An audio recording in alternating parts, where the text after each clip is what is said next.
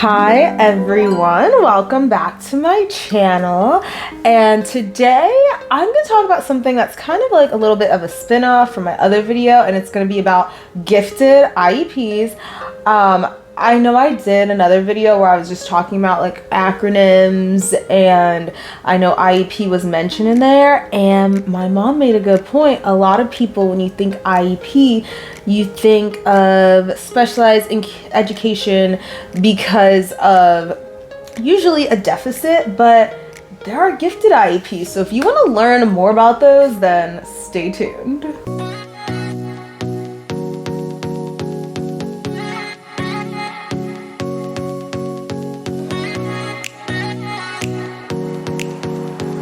So I'm going to talk about gifted IEPs in relation to Pennsylvania. It could differ state to state, but I was trained in Pennsylvania and I haven't done anything gifted related in Virginia, so I'm going to stick to what I know. Again, like I had mentioned in the intro, usually when people think of an IEP, an individualized education plan, people think of a disability and you're going to need help to be up to where other students are. But an individualized education plan means that the typical average education plan, the general education that everyone gets, does not suit that student. And for example, if it is the gifted IEP, then that means that the student is working ahead of the average for their age. And in order for them to be in a situation and in the correct educational placement, then they should be put in classes that they find more, or that the average kid, I should say, would find more challenging. The important thing is that we want to make sure children are appropriately placed. All right, so I have a piece of paper here and I'm going to read from it, and it has the definition that I found online for what a gifted student is, what a gifted IEP is. And it says, quote, mentally gifted is defined as outstanding intelligence and creative ability, which requires specially designed programs or support services, or both, not ordinarily provided in the regular education program. So I tried to describe that, but that is exactly what I found online. All right, so if you're wondering how a student qualifies to have a gifted IEP, again, this could vary depending on the district and the school that you are in, but it's pretty similar to a regular IEP. So you're gonna have your team and they're gonna get together. Usually a team could have like the social worker, school psychologist, the general education teacher, the parent, and I have like a case manager if they already have an IEP. So a team of people. And then I'm going to talk from experience from the school that I was in. There was a checklist that the student had to meet. So a checklist of all of these things. They didn't have to meet all the criteria, just a certain amount. So that included having an IQ test that was above 130. If they were taking the achievement test, everything should be advanced, or they would have standardized testing, either the statewide, and also they had one that they would do in their school every quarter. So like when they first came in the winter, and then in the spring before they left, and the students would have to meet a certain score on there as well. You will also have to look at the student's history. So that's why it's really important to have a social, like when the kid was growing up, were they always advanced? Were they reaching these milestones before anyone expected them to? Were they saying their first word earlier than most kids do? Things like that. You're also probably gonna have your observations, and then the tests that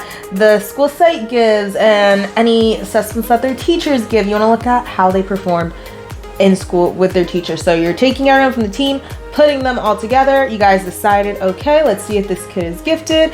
Everyone in the team does what they are supposed to with the student, and like I said before, also looking at that history as well. And then you're gonna come back together. So then let's say you guys get together. What happens once the kid qualifies? Well, that really depends. And I know I'm gonna speak from the experience that I had. If a kid qualified, what would happen is, in this school, it was broken down into different subjects. So the kid could have all the subjects, but maybe we just think they're really advanced in math or reading, science, history, whatever it is.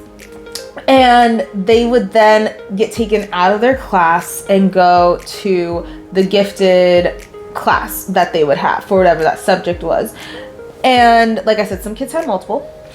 But when they were in there, they would usually learn whatever the topic was. They would have to put together a project that they would have to do by the end of that quarter, present it to everyone. And that was what that school did for gifted students. And that was also only certain grades. I'm pretty sure that was 3rd to 5th grade that they would do that with. But overall, a gifted IEP team would get together just as you would with a typical IEP, and you would determine what services that student needs, what are they really excelling in, what do they need more of. And sometimes that might even be the kid is taking classes in the next grade. They might not be officially in next grade, or they might be pushed to the next grade if everyone agreed on that. It really depends on how the meeting goes and what the team decides. All right, and I have another thing written down, and this is if the gifted team decides to reevaluate, why they might meet to reevaluate. So they might reevaluate and come back to this gifted IEP if they think there's significant new information arising, consideration of terminating the services that they put in place, the student's work is starting to deteriorate, so maybe they thought, oh, this kid is gifted, and now they're starting to do poorly when they were doing perfectly fine before. That'd be a reason to come back to the table and reconsider reevaluating the student. If the parent requests a reevaluation, we could do that too. Or if there is a judicial decision of ordering an evaluation. Those would be some reasons why we might come back to the table to relook at that gifted evaluation again. So that is everything that I have for today. I know this video is pretty short.